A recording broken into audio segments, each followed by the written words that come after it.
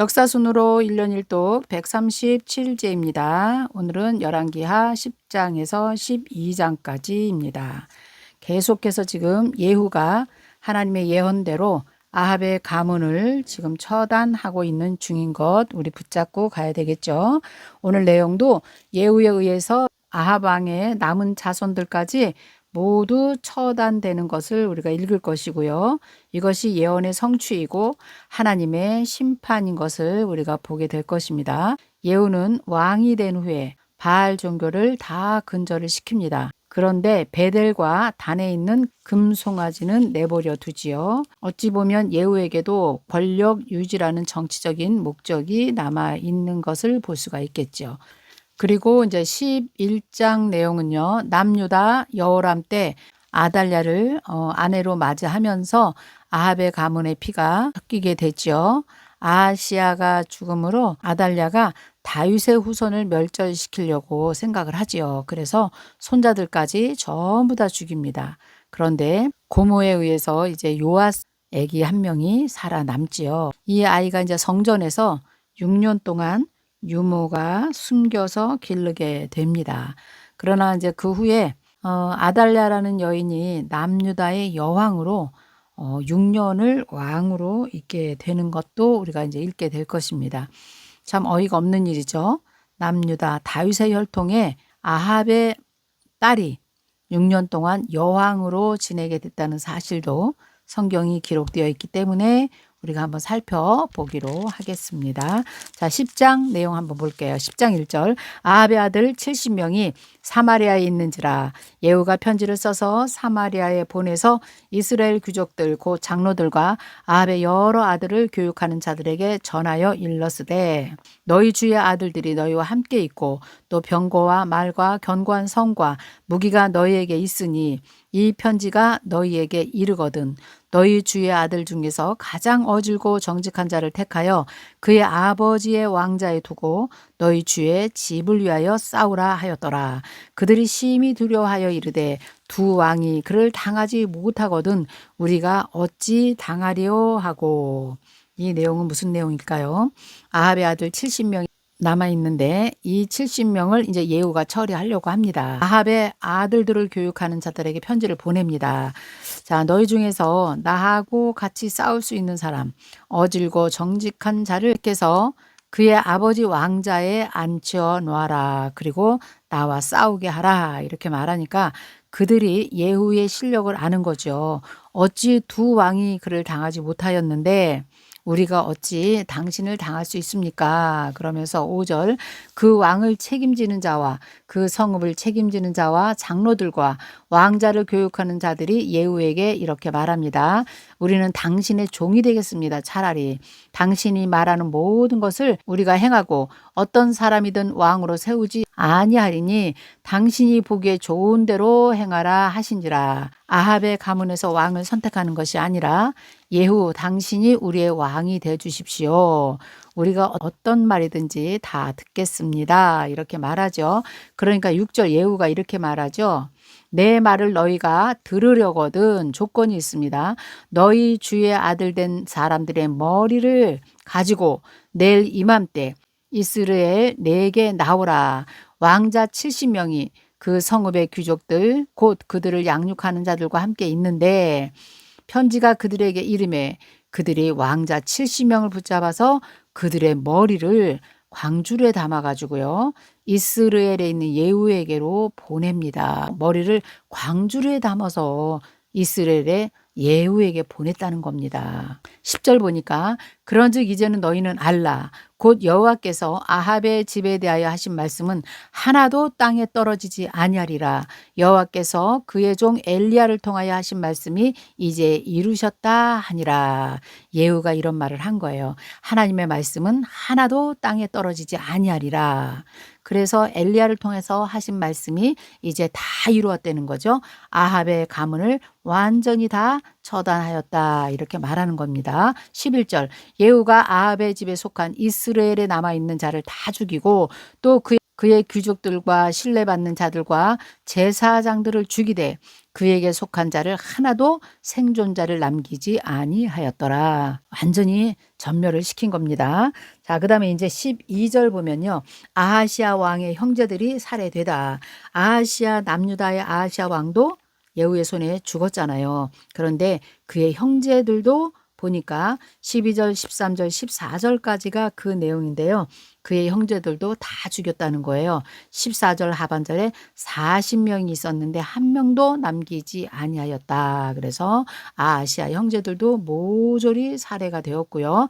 그 다음에 15절 보면 그래도 남아있는 자들, 그 남아있는 자들 아합과 연결된 모든 사람들이 이제 다 완전히 전멸되는 내용이 또 15절부터 나오는데요. 15절 예후가 거기서 떠나다가 자기를 맞이하러 오는 레갑의 아들 여호나답을 만난지라. 레갑의 아들 오랜만에 나오죠. 레갑 자손 하면 우리가 그 위로 쭉 올라가 보면요. 모세의 장인이 이드로잖아요. 그 이드로가 겐 족속 사람이었어요. 겐 족속 사람이었는데 그 후손들을 레갑이라 이렇게 말했단 말이죠. 근데 이 레갑의 후손들은 사실은 이방인이에요. 그럼에도 불구하고 하나님을 섬기는 믿음을 잘 간직했던 그런 사람이기도 합니다. 첫 번째, 포도주를 그들은 먹지 않았어요. 두 번째, 무소유로 살아가는 것을 철칙으로 생각해서 그냥 유목민으로 살아갔습니다. 그러면서 그들의 신앙을 잘 지켰던 사람들을 레갑 자손이다 이렇게 말하는데요. 그 레갑의 아들 여호나답을 예후가 지금 만난 것입니다. 그러면서 아합과 이세벨이 섬기는 그 이스라엘의 바알의 우상 제단을 전부 다 모조리 멸하는데 1등 공신으로 이제 여호나답이 예후와 함께 쓰임을 받게 되지요. 그래서 15절이 그런 내용인데요. 레갑의 아들 여호나답을 만난지라 그의 안부를 묻고 그에게 이르되 내 마음이 내 마음을 향하여 진실함과 같이 내 마음도 진실하냐 하니 여호나답이 대답하되 그러하나이다. 이르되 그러면 나와 손을 잡자. 손을 잡으니 예후가 끌어서 병거에 올리며 이르되 나와 함께 가서 여호와를 향한 나의 열심을 보라. 이에 자기 병거에 태우고 사마리아에 이르러 거기에 남아있는 바 아합에게 속한 자들을 죽여서 진멸하였으니 여호와께서 엘리야에게 이르신 말씀과 같이 되었더라. 아합과 연결된 남은 사람들도 이제 사마리아에 가서 모두 죽인 것입니다. 지금 예후는 이스라엘에 있었는데 사마리아로 지금 간 거예요. 누구랑 갔습니까? 레갑의 아들 여호나답과 같이 간 것이죠. 가서 무슨 일을 했냐면요. 바알을 섬기는 자들을 모두 다 살해를 합니다. 그런데 얼마나 지혜로우냐면요. 18절 보면 예후가 뭇 백성을 모으고 그들에게 이르되 아합은 바알을 조금 섬겼으나 예후 나는 많이 섬기리라. 더 많이 바알을 섬기는 것처럼 이렇게 그들에게 말을 합니다. 그러므로 내가 이제 큰 제사를 바알에 드리고자 하노니 바알의 모든 선지자와 모든 섬기는 자와 모든 제사장들을 한 사람도 빠뜨리지 말고 다 불러오게 하라. 이렇게 하죠. 모두 나오지 아니하면 살려두지 아니하리라. 그러니까 예후가 바알 섬기는 자를 한 곳으로 지금 다 모이게 하는데 이것이 계책을 씀이라 그랬어요. 예후의 생각이 지금 따로 있습니다. 일단 바알 선지자들을 한 곳에 다 모이게 하는 거예요. 오히려 나오지 않는 사람들을 전부 다 죽이겠다 이렇게 공포를 합니다. 바알을 섬기는 모든 사람이 하나도 빠짐없이 다 모였다 그랬어요. 22절에 보면 예후가 예복 맡은 자에게 이릅니다. 선지자들에게 모두 다 예복을 내다가 바알을 섬기는 모든 자에게 주라 하니까 그들이 모두 다 예복을 가져와서 입었다 그랬어요. 예후가 레갑의 아들 여호나답과 더불어 바알의 신당에 들어가서 바알을 섬기는 자들에게 이르되 너희는 살펴보아 바알을 섬기는 자들만 여기 있는지 보아라. 여호와의 종은 하나도 여기에 있으면 안 된다. 다 나가게 합니다. 24절 무리가 번제와 다른 제사를 드리려고 들어간 때에 예후가 80명을 밖에 둡니다. 내가 너희에게 넘겨주는 사람을 한 사람이라도 도망을 하게 하는 자는 자기의 생명으로 그 사람의 생명을 대신할 것이다 해서 안에는 바알을 섬기는 제사장들이 있고 바깥에 80명을 이제 배치를 한 것이죠. 그래서 그 안에 있는 사람을 한 명도 남기지 말고 모두 죽이도록 명령을 합니다. 자, 그리고 나서 번제를 드리기를 다함에 예후가 호위병과 지휘관들에게 이르러 들어가서 한 명도 남기지 말고 다 죽이라 이렇게 명령을 하지요. 그리고 바알 신당에 있는 성으로 들어가서 모두 죽이게 하고요. 바알의 묵상을 헐고 바알의 신당을 헐어서 변소를 만들더니 오늘까지 이르니라. 이스라엘 왕과 이스라엘 백성들이 섬기던 그 바알의 신당을 다 헐어서 변소를 만들었다. 얼마나 이건 최악의 모독입니까? 그들이 최고라고 섬기던 그런 신당을 이렇게 예후가 했다는 것이죠. 아주 잘한 것이죠. 그런데 29절에 보면요.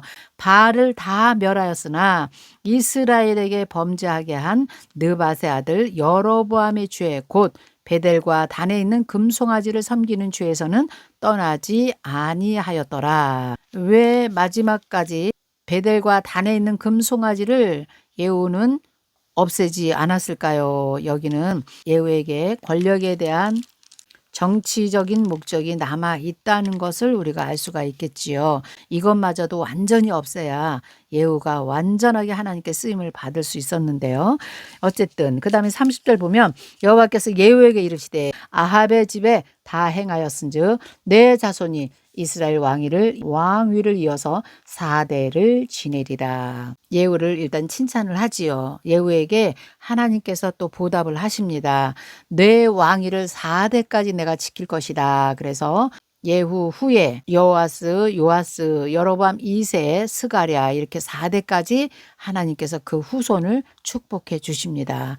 그러나 31절 예후가 전심으로 이스라엘 하나님 여호와의 율법을 지켜 행하지 아니하며 여로보암이 이스라엘에게 범죄하게 한 그 죄에서 떠나지는 아니하였더라. 이렇게 되어 있습니다. 사명은 잘 감당했으나 예후에게는 율법을 지켜 행하지 아니함으로 이런 말씀이 기록된 걸 보면 말씀이 없었다는 겁니다. 말씀이 없어서 온전하게 하나님의 뜻 가운데 세워지지 않았다는 것을 우리가 볼 수가 있겠지요.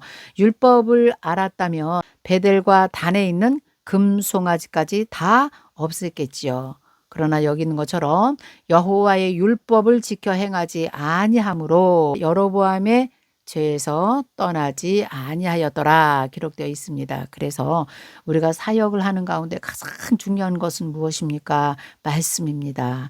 기도와 은사와 예언이 다 필요하지만 가장 중요한 것은 말씀이 없을 때 온전한 하나님의 뜻을 발견하지 못할 때가 있기 때문에 오늘도 이 말씀 우리에게 큰 은혜를 주시는 것 같습니다. 그 다음에 32절부터 36절까지 보면 예후가 죽습니다. 이제 예후가 죽게 될 무렵에는요. 하사엘이 이스라엘 땅을 점점 먹기 시작합니다. 그래서 32절 보면 요단 동쪽 길르앗부터 해서 바산까지 그 땅을 다 하사엘이 이제 점령을 하게 되지요. 그 다음에 35절 예후가 그의 조상들과 함께 잠에 이제 죽었다는 거죠. 사마리아에 장사되고 그의 아들 여호아스가 왕이 되니라. 예후가 사마리아에서 이스라엘을 다스린 횟수는 28년 동안 왕이었다 기록되어 있습니다. 자, 이제 11장 유다 여왕 아달랴. 유다 왕 아하시아가 이제 예후에 의해서 살해되자 이제 아하시아의 어머니 누굽니까? 아합의 딸이죠. 아달랴가 다윗의 후손들을 전멸하려고 합니다. 진멸을 시킵니다. 그런데 이때 아기 하나가 살아남습니다. 그 아기가 요아스예요. 그 이야기를 우리가 한번 읽어보도록 하겠습니다. 남유다에게는 가장 비극적인 일이 벌어지는 것이죠. 11장입니다. 아하시아의 어머니 아달랴가 그의 아들이 죽은 것을 보고 왕의 자손을 모두 멸절하였으나 왕의 자손은 다윗의 후손들을 모두 멸절하였으나 2절 요람 왕의 딸 아하시아의 누이 고모예요. 여호세바가 아하시아의 아들 요아스 이 아기를 왕자들이 죽임을 당하는 중에서 빼냅니다.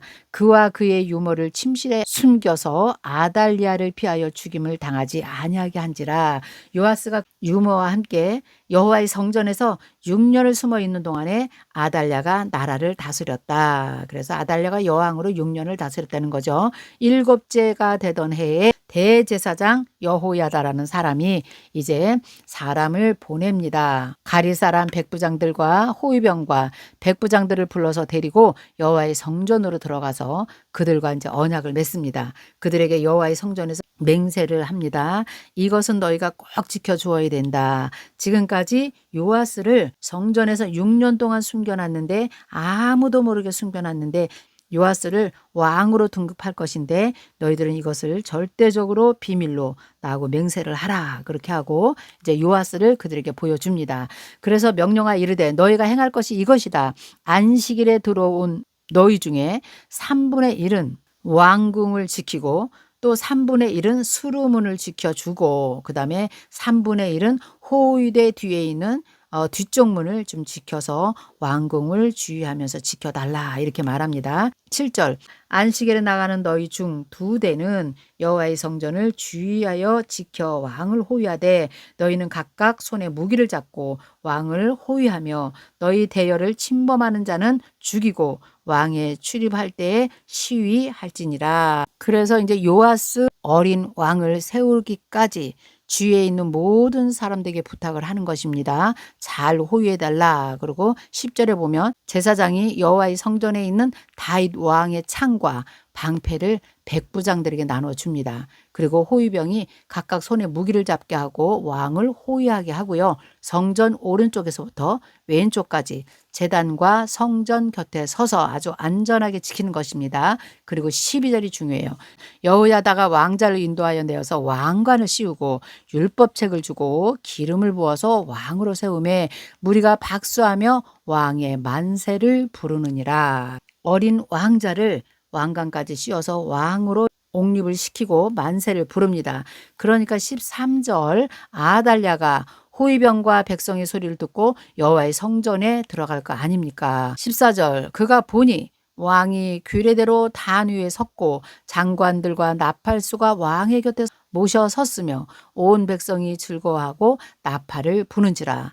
아달랴가 옷을 찢으며 외치되 반역이로다 반역이로다 하며 제사장 여호야다가 군대를 거느린 백부장들에게 이렇게 명령을 합니다. 그 여인을 대열 밖으로 몰아내라. 그를 따르는 자는 모두 칼로 죽이라. 제사장의 이 말은 여호와의 성전에서는 그를 죽이지 말라 그래요. 성전에서는 피를 흘리면 안 되거든요. 그래서 일단 성전 밖으로 끌어내게 합니다. 이에 그의 길을 열어주매 그가 왕궁에 말이 다니는 길로 가다가 거기서 죽임을 당하니라. 그래서 아주 숨가쁘게 일이 이루어졌지만 백부장들과 호위병들이 요아스를 왕으로 세우는데 모두 다 협조를 했고 그 다음에 대제사장 여호야다는 마지막까지 명령을 내려서 아달랴가 이제 여기서 죽게 됩니다. 두 여인의 마지막 죽음을 이제 우리가 여기서 보는 것입니다. 자, 그리고 이제 17절에 보면은 여호야다가 여호와와 언약을 맺어 여호와의 백성이 되게 하고 왕과 백성 사이에서도 언약을 세우게 하고 온 백성이 바알의 신당으로 가서 그 신당을 허물고 그 제단들과 우상을 철저히 깨뜨리고 제단 앞에서 바알의 제사장 mat단을 죽이니라. 제사장들이 관리들을 세워 여호와의 성전을 수직하게 하고 또 백부장들과 가릿사람과 호위병과 온 백성을 거느리고 왕을 인도하여 여호와의 성전에서 내려와 호위병의 문길을 통하여 왕궁에 이르매 그가 왕의 왕자에 앉으니라. 이 모든 일들은 성전에서 먼저 기름 부음이 이루어지고요. 그 다음에 이제 왕궁으로 요아스를 데리고 왔다. 그 말이죠. 20절 온 백성이 즐거워하고 온 성이 평온하였더라. 아달랴를 무리가 왕궁에서 칼로 죽였더라.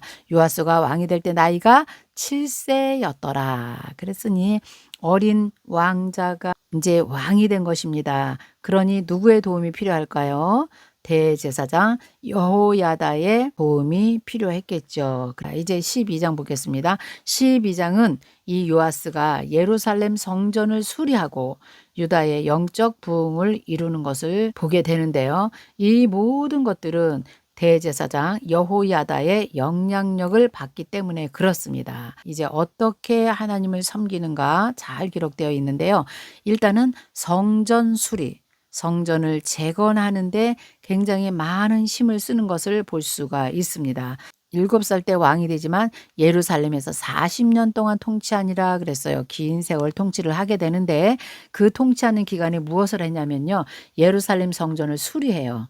아주 성전 수리하는데 굉장히 많은 시간을 보내는 것을 우리가 보게 됩니다. 그리고 유다의 영적 부흥을 일으키는 왕으로 오랜만에 요아스가 훌륭한 일을 하는 것을 보게 됩니다. 그러나 요아스도 말년에 큰 죄를 짓게 되는데요. 그것은 조금 이따 잠시 후에 우리가 읽어보면서 말씀을 보도록 하겠습니다. 3절 다만 산당을 제거하지 아니하였다. 백성들이 여전히 산당에서 제사하며 분향하였더라. 요아스가 제사장들에게 이르되 여호와의 성전에 거룩하게 하여 드리는 모든 은 곧 사람들이 통용하는 은이나 각 사람의 몸값으로 드리는 은이나 자원하여 여호와께 드리는 모든 은을 제사장들이 각기 아는 자에게서 받아들여 어디에 쓰냐면요. 성전의 어느 곳이든지 파손된 것을 보거든 그것으로 수리하라 하였으나 요아스는 성전에서 6년 동안 숨어서 자라서 그런지요. 성전 수리하는 것을 굉장히 중요하게 생각을 했던 것 같아요. 그래서 성전 파손된 것이 있으면 성전을 수리하도록 지시를 합니다. 성전에 올라올 때 받는 세가 있는데 그것을 은으로 받았던 것 같아요. 제사장들이 받았는데 제사장들에게 특별히 지시한 것이 뭐냐면 성전에 파손된 것이 있으면 너희들은 그것을 가지고 반드시 성전을 수리해라 이렇게 했는데 6절 보니까 요아스 왕 제23년에 이르도록 이 제사장들이 성전에 파손한 데를 수리하지 아니하였다 그랬어요. 그러니 이제 요아스 왕이 대제사장 여호야다와 제사장들을 불러 이르되 너희가 어찌하여 성전에 파손된 데를 수리하지 아니하느냐 이제부터는 너희가 아는 사람에게서 은을 받지 말라 그들이 성전에 파손한 데를 위하여 드리게 하라. 제사장들이 받아서 성전 수리에 쓰지 않고요. 성전 안에 기구들을 만드는데 더 많은 돈을 썼던 것 같습니다. 그래서 이제 제사장들에게 돈을 받지 못하도록 했습니다. 9절에 보니까 직접 받지 못하게 하고요. 이제 헌금함을 갖다 놓게 했어요. 그리고 뚜껑에 구멍을 뚫어서 여호와의 성전 어귀에 오른쪽 곧 제단 옆에 두매. 지금 우리가 성전함을 두는 거랑 똑같은 거죠. 가져오는 모든 은을 다 문을 지키는 제사장들이 그 궤에 넣도록 했습니다. 직접 받지 말고. 그래서 많이 모이면 이제 그것을 계산해서 그것을 달아서 반드시 그것을 여호와의 성전을 수리하는 목수와 건축하는 자들에게 주게 하고요. 미장장이와 석수에게 주고 성전 파손된 데를 수리하도록 제목과 다듬은 돌을 사도록 이렇게 지시를 합니다. 13절 여호와의 성전에 드린 그 은으로 그 성전의 은 대접이나 불집게나 주발이나 나팔이나 아무 금 그릇이나 은 그릇을 만들지 아니하고 왕은 이런 걸 하지 말고 성전을 수리하려는 거예요. 제사장들은 돈을 받아서 계속 이런 것을 하고 있었다는 거지요. 그래서 14절 그 은을 일하는 자에게 직접 주라는 거예요. 그것으로 여호와의 성전을 수리하게 하였으며 또 그 은을 받아서 일꾼에게 주는 사람들과 회개하지 아니하였으니 이는 그들이 성실히 일을 하였음이니라. 16절 속건제의 은과 속죄제의 은은 여호와의 성전에서 드리지 아니하고 그것은 따로 제사장들에게 돌렸다 기록되어 있습니다. 그래서 요아스 왕이 한 것은 성전 수리하는 데 집중했구나 하는 것을 우리가 알고 있으면 되겠고요. 17절 그때에 아람 왕 하사엘이 올라와서 가드를 쳐서 점령하고 예루살렘을 향하여 올라오고자 하므로 유다 왕 요아스가 그의 조상들 유다 왕 여호사밧과 여호람과 아하시아가 구별하여 드린 모든 성물과 자기가 구별하여 드린 성물과 여호와의 성전 곳간 왕궁에 있는 금을 가져다가 아람 왕 하사엘에게 보냈다 그랬어요. 하사엘이 예루살렘에서 떠났더라. 요아스 왕이 성전을 수리하는 좋은 일은 했지만 마지막까지 하나님을 의뢰하고 의지해야 되는데요. 여기 보니까 구별하여 드린 모든 예물들을 전부 다 성전 곳간에 있는 것과 왕궁에 있는 금을 가져다가 바쳤다는 거예요. 하나님을 의지하는 마음보다는 하사엘의 마음에 들도록 한 거죠. 그래서 하사엘이 이제 예루살렘을 떠났다. 그리고 요아스도 이제 죽네요. 20절 보니까 요아스의 신복들이 일어나서 반역하여 실라로 내려가는 길가에 밀로 궁에서 그를 죽였고, 그러니까 요아스는 신하들의 손에 암살을 당하게 됩니다. 이게 이유가 있습니다. 그를 쳐서 죽인 신복은 시므앗의 아들 요사갈과 소멜의 아들 여호사바드였더라. 그는 다윗성에 그의 조상들과 함께 장사되고 그의 아들 아마샤가 그를 대신하여 이제 유다의 왕이 되었다 그랬어요. 자, 요아스가 잘한 것도 있지만 신하들 손에서 암살이 되었냐면요. 이 열왕기 하에는 지금 간단하게 처리됐지만 이게 우리가 이제 역대하 24장에 가면 자세히 볼 건데요. 여호야다 제사장이 죽고 난 후에 이 요아스가 이제 우상 숭배에 빠져 버립니다. 그래서 여호야다의 아들 스가랴가 대신 대제사장이잖아요.